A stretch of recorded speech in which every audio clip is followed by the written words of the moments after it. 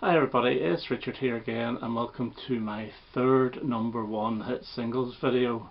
The first one was my top 30 UK number ones of the 70s, of the ones I actually own in my collection. The second one was US number ones that did not get the top of the charts in the UK. That was from the 70s and the 80s and I didn't rank them. This one, the last one, is the top 30 UK number ones from the 1980s. Now overall the 70s one would be my favourite decade, but I do have quite a few number ones from the 80s as well, although there's some that would definitely get into the list which I don't have. For example, Michael Jackson's Billie Jean would certainly be in there because I love it, as would the Pet Shop Boys version of Always on My Mind, which I also love, and possibly Don McLean's Crying and Midge Ure If I Was, possibly also Kraftwerk's The Model. I don't have any of those.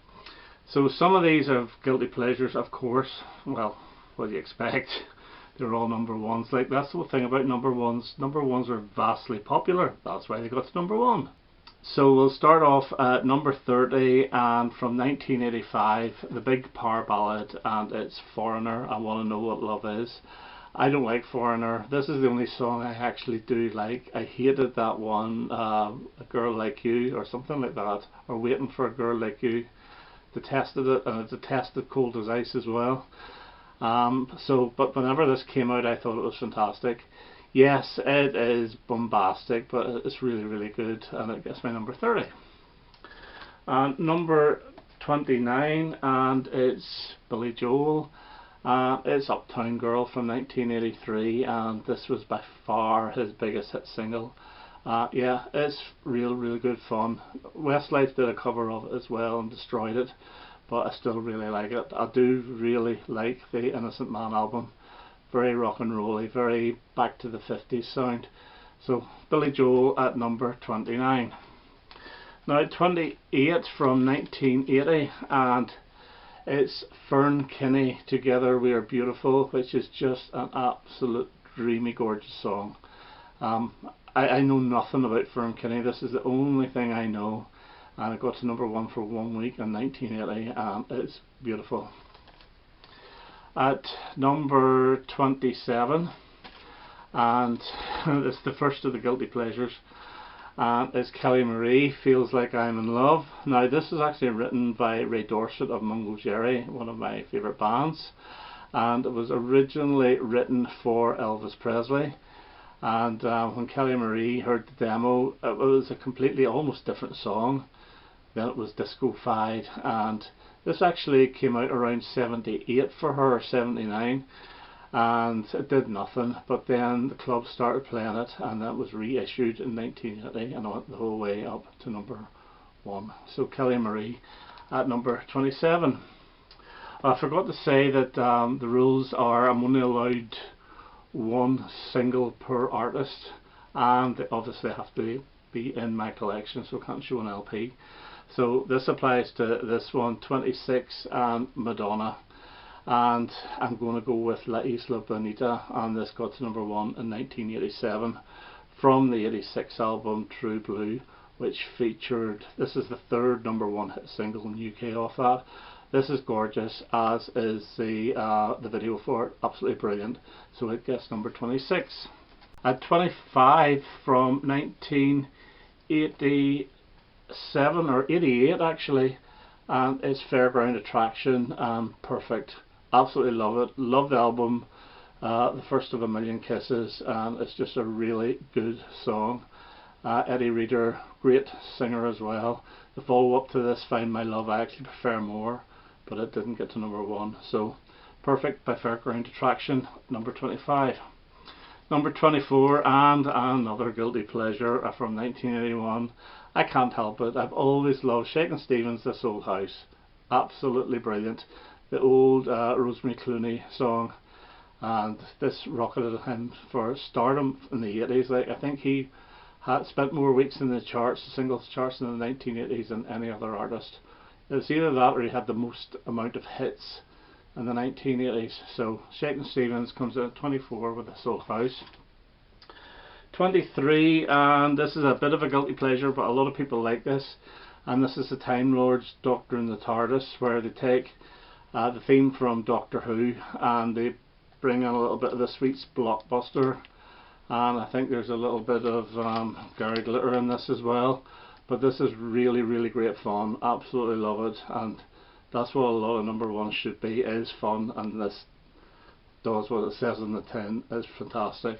So that's at number 23.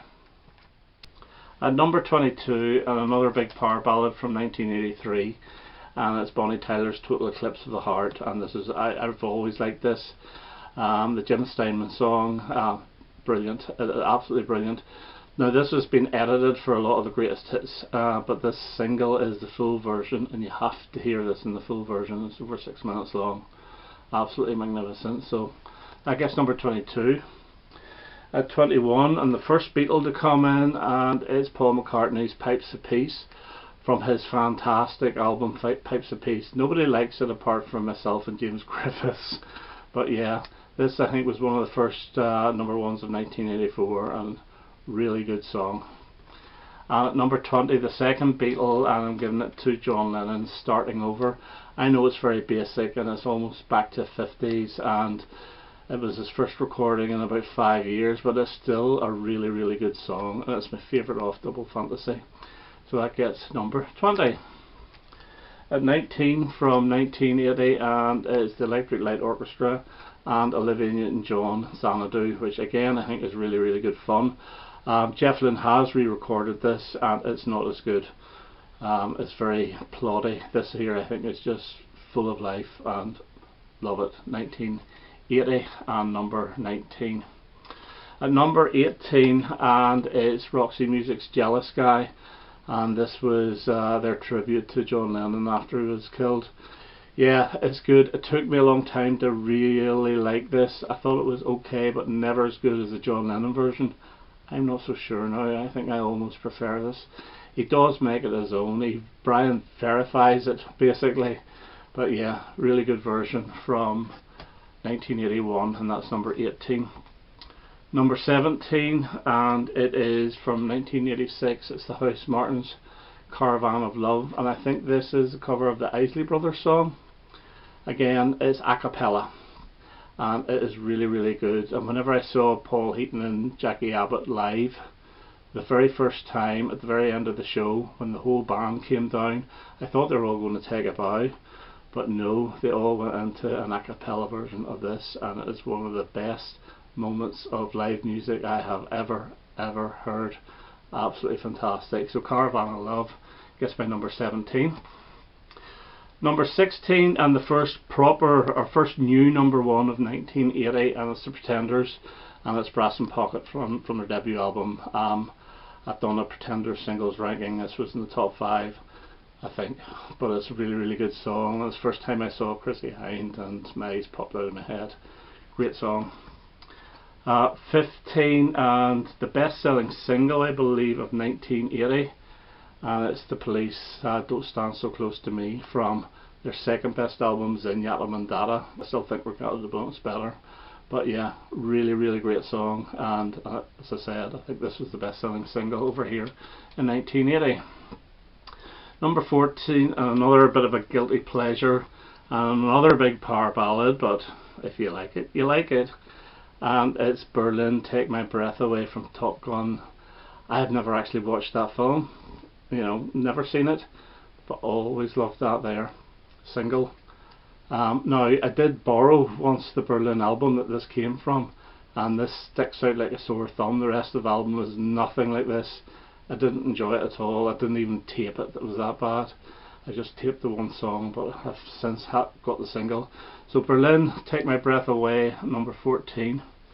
Number 13, and you may think this is a bit of a guilty pleasure as well, but again, number 1 in 1983, and it's Paul Young's Wherever I Lay My Hat, which is a cover version of an old Marvin Gaye B-side. Brilliant song, really love it, and I love the bass in this, absolutely adore it. So that gets my number 13. Number 12 from 82, and it's Come On Eileen by the Dexys Midnight Runners, and I think Emerald Express. Yeah, this is a real good party song, love it, and the album this comes from is magnificent as well. So that gets my number 12. Number 11, and one of the first number ones of '83, I think it might have been the first or the second, and it's Men at Work, Down Under.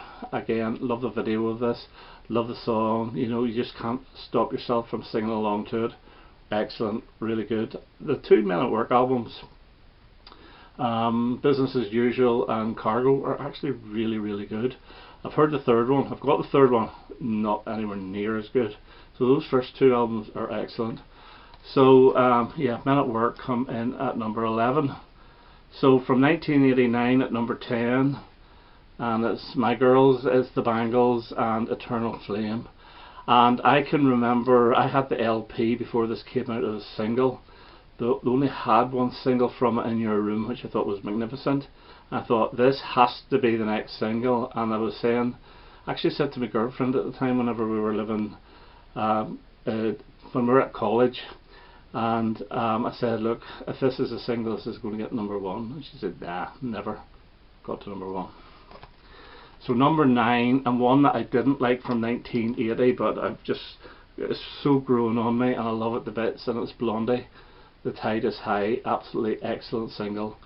I do like the All-American album as well. I think it's really good. It's actually it's different, and so yeah, Tide Is High, number 9.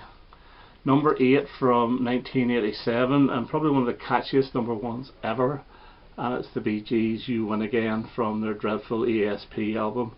This is the only decent song off that album, it really is. So yeah, it comes in at number 8.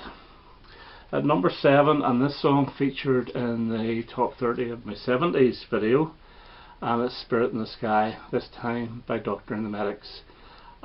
Absolutely fantastic version. The album, again, is a little bit like the Berlin album. The rest of the album's nothing like this, but it's not bad this time, whereas the Berlin one was awful, but this here is absolutely fantastic. At number 6, and I'm giving it to David Bowie, and I'm giving it to Let's Dance. Fantastic single from 1983. As I said, I could only choose one per artist, and I would definitely have had Ashes to Ashes and Under Pressure in the top 30, but I can't do it, so Let's Dance gets in there. Iconic video as well, and it's the start of his commercial years, but brilliant song. At number 5, and another big power ballad, and I don't have a picture sleeve for this one, and it's Barbra Streisand's Woman in Love. I think this is magnificent. Yes, it's written by the Bee Gees, but it is Barbra Streisand, and her voice in this is absolutely amazing. 1980, brilliant song, love it to bits. So it gets number 5. At number 4, and you could say a little bit of a guilty pleasure, but you know I like my Bucks Fizz, and it's The Land of Make Believe, which was released at the end of 81. It got to number 1 in the start of 82. But yeah, absolutely adore this, and I've never ever got fed up with it. And this has got lyrics by Pete Sinfield of King Crimson. So for the proggies out there, Pete Sinfield actually wrote quite a few lyrics for Bucks Fizz, and this was one of them. So Land of Make Believe, number 4. Number 3, I'm from 1980, and I'm giving it to The Jam, Going Underground, and this went straight in at number 1. Their best number 1 hit. Yeah, Start also got to number 1 that year, and then they had 2 straight in at number 1s in 1982, Town Called Malice and Beat Surrender. But this is their best. I absolutely love this, and this was a standalone single. It sounds, I believe, more like the Setting Sun's era Jam than it does the Sound Effects era, which came out a few months later. But yeah, absolutely brilliant song. And number 2, and I'm going to give it to, from 1980, ABBA's Super Trooper. Again, one of the catchiest songs ever. And I know I go on about ABBA and how brilliant they are as songwriters, and they are. And this is no exception, and this was actually written in the last moment so they could have another hit single. So the album was more or less ready to go, and there was a song on it called Put On Your White Sombrero, and they could only see one single, which was The Winner Takes It All. So they knocked this up and took off Put On Your White Sombrero. This was their second single, #1. So the best single from my collection of the 1980s, and I think Rob Walker will know exactly what I'm going to show, and it's Adam the Ant Stand and Deliver, and this is magnificent from 1981. Absolutely love this. Those two Adam the Ant's albums, Kings of the Wild Frontier and Prince Charming, are both brilliant. I actually played Prince Charming was last week, and it's every bit as good. It's really, really excellent.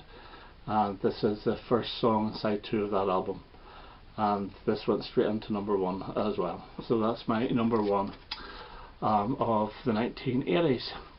Okay, so that's it. That's the 3 #1s videos. So I hope you enjoyed those, and I hope to have another video on something else quite soon. All the best now. Bye bye.